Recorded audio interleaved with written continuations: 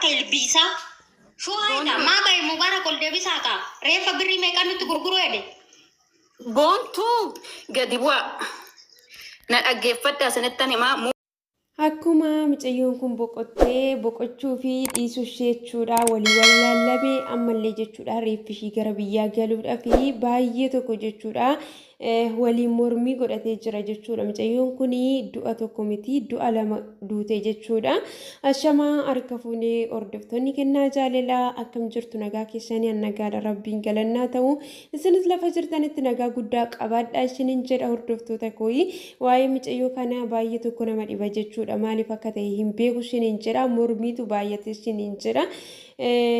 Wanti dubartiidhaan ka'ee hin qabbanaa'u dafee tooyii jedha Oromoon gaafa mammaaku ammallee jechuudha. Mucayyoon kun boqottee jechuudha ji'a tokko guutuu jechuudha. Mucayyoon kun reeffumti ishee argamuudhaaf iyyuu baay'ee tokko jechuudha kan inni rakkina guddaa godhate jechuudha. Ammallee jechuudha reeffi ishee immoo argame jennaan gara biyyaallee reeffa ishee galchuudhaaf jechuudha mormii guddaatu ka'ee jechuudha.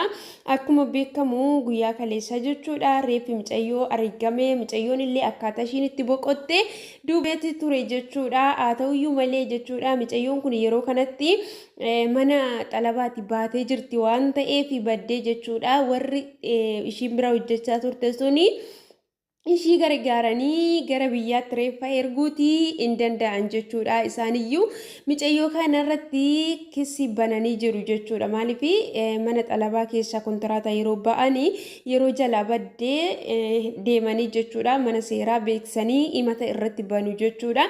Kanaaf mucayyoon kun kissi of irraa qabdi jechuudha. Maatii dhumti mucayyooyyuu namni isaan bakka bu'aa buufatan suni warra mucayyoon kun bira turte dhiifama gaafatanii yoo isaan dhiifama godhanii reeffi ishii gara biyyaa akka galuu dandeessu seerri akkasi jedhan jechuudha. Warri seera beeku akka sana dubbatanii maaliif kun immoo kan dubbatamuu dhaqee fi warra ishiin bira turte suni guyyaadhuma sana biraa baateeti mucayyoon kun kan boqotte waan ta'eef biyya akka galchaniif gaafatamuu qabu gaafa jedhamu lakkii isaanii mucayyoo kana reeffi ishii gara biyyaa akka hin galle akka gubatuyyuu taasisuutii hin danda'u yoo isaan dhiifama godhan qofaadha iyyuu mootummaan reeffa mucayyoo kanaayyuu erguu kan danda'u jedhan jechuudha. Gumaan mucayyoo kanaa immoo kaffalamuu kan danda'u namicha isa makiinaa isaatiin ajjeesee isatu kaffaluu qaba yookaas immoo namicha santu gara biyyaa erguutii qaba jechuudha. Namichi kun immoo shofeertichi hammatti jechuudha dubbachuu akka hin dandeenye du'aaf jireenya gidduu akka jiru waan akkasiiti jechuudha. Mana yaalaa jira manuma yaalaa kana keessatti iyyuu immoo kissiin irratti banamee jira jechuudha. Himanni ijoollota mana xalabaa keessaa baasee nama balleessaa kan jedhu mootummaan biyya Saa'udii irratti himata baneetoo jira jechuudha. Kanaaf iyyuu jechuudha inni lammataan immoo mucayyoon kunillee jechuudha konkolaataa isaatiin kan ishiin boqotte waan ta'eef nama ajjeesee gumaa haa kaffalamu inni jedhamus irra jira jechuudha. Namichi kun yookaan hin du'aa yookaan immoo deebi'ee tooyi yaaliidhaanii fayyuutii danda'a jechuudha. Ammatti garuu wanti beekamee hin jiru dubbachuutii akka hin dandeenyedha jechuudha.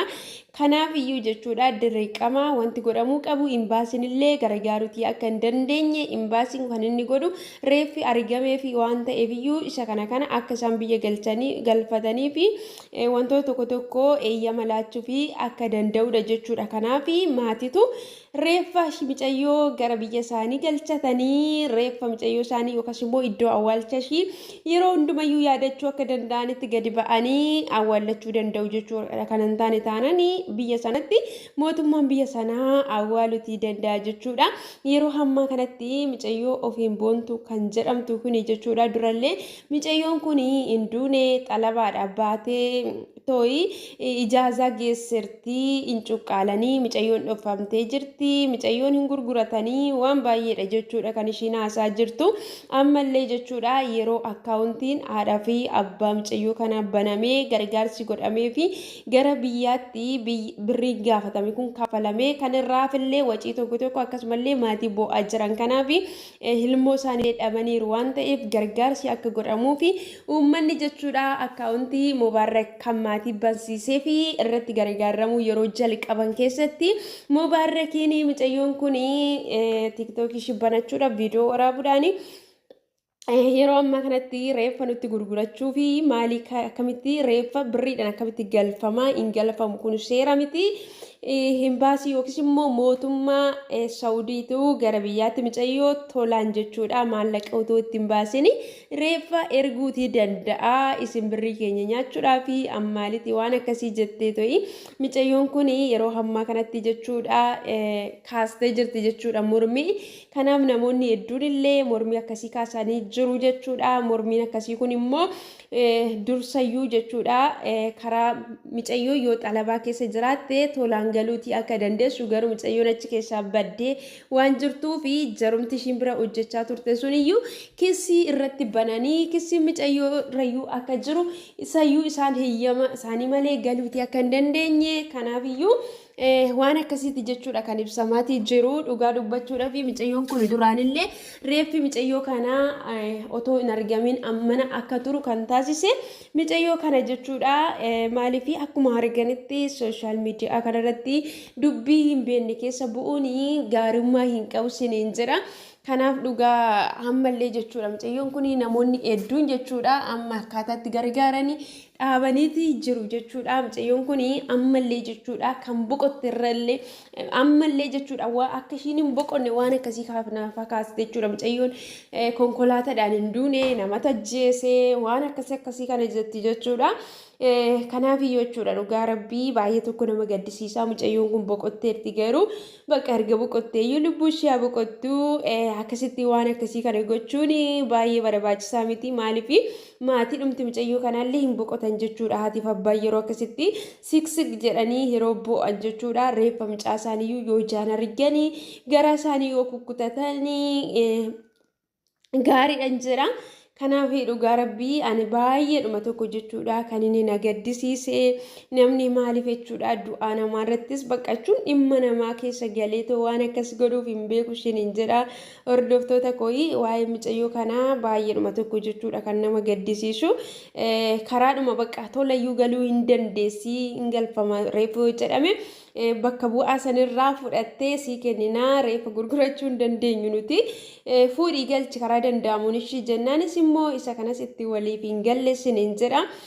Baay'ee tokko nama gaddisiisa jechuudha dhugaa dubbachuudha fi obboleettii keenya waaqayyoo boqonnaa ishiidhaaf kennu lubbuu ishee hamaaruu wanta jennu hin qabnu maatii firoota akkasumallee hundumallee namoota ishiidhaaf gadda kana hirmaachaa jiran hundumaafiyyuu jajjabina ishiidhaaf isaaniif kennu ishiin immoo guyyaadhuma kana biyya lafaa kanarra waaqayyoo hin boqotte jedheeti biyya lafaa kanarra ishii kaa'essuun hin jedha hordoftoota koo kanaaf wanta akkasiitu jira.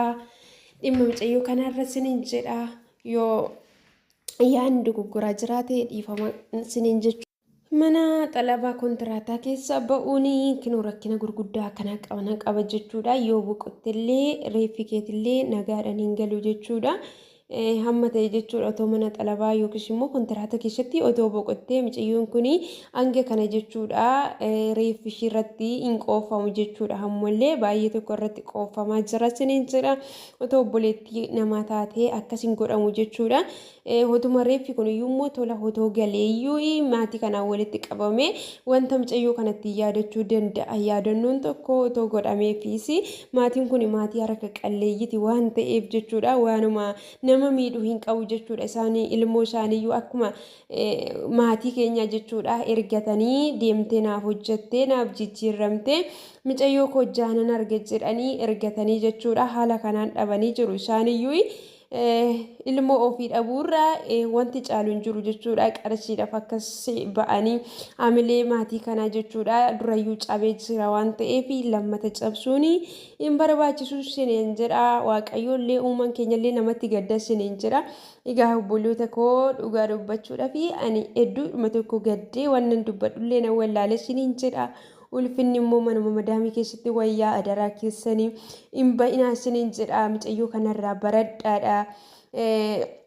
biyya keenya kirraayyuu ba'uun keenya ulfina qabaatee odoo hin taane rakkinatu nu baasee erga rakkinni immoo biyya keenyaa nu baasee dararriin tokko mana madaamii keessatti ga'uudhaanis ijoolleen hedduun kan ba'anii jiru deemanii hin jiraanna hin jijjiiramna jedhanii kinoo kanarra bu'uushin hin jedha obboloota kooyii waaqayyoo inni mana nu baase nagaan deebiseen waa galchuu inni nu wajjin haa ta'uu nuti of eegnes hin dandeenyu shiniin jedha nagaan naa tura.